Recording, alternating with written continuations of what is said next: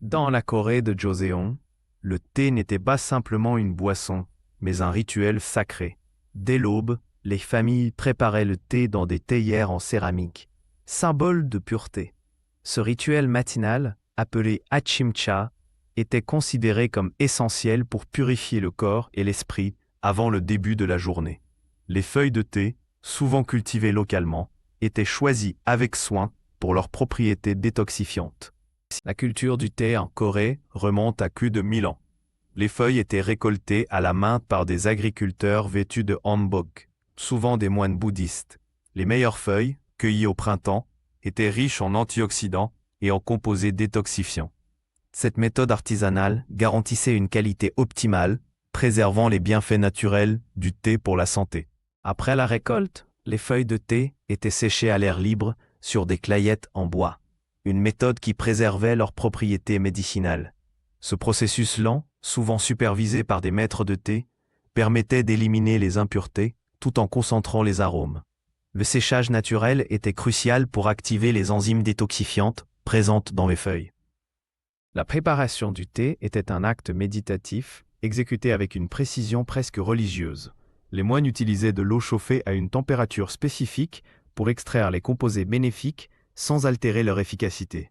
Cette méthode, appelée Darye, transformait la simple infusion en une pratique de bien-être, favorisant la digestion et la clarté mentale. Boire le thé seul était un moment de réflexion et de purification.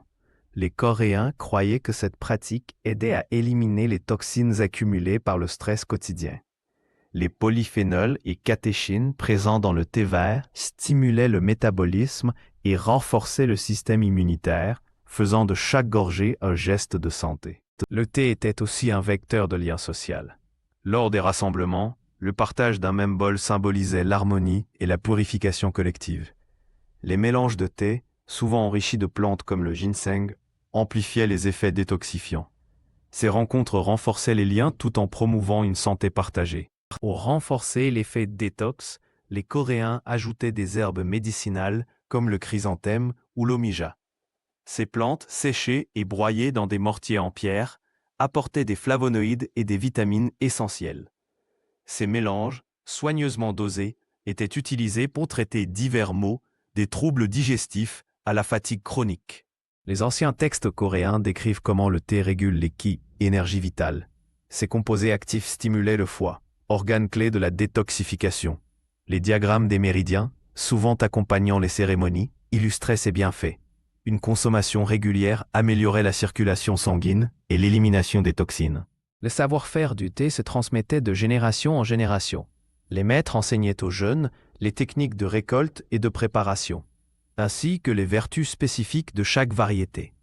Ces leçons, consignées dans des manuscrits, garantissaient la pérennité d'une tradition alliant santé et spiritualité. Même à l'époque Joseon, le thé était perçu comme intemporel. Les mêmes hanok, les mêmes gestes se répétaient, unissant passé et présent. Cette continuité soulignait l'importance du thé comme outil de détoxification physique et mentale, une tradition toujours vivante aujourd'hui dans les pratiques coréennes de bien-être.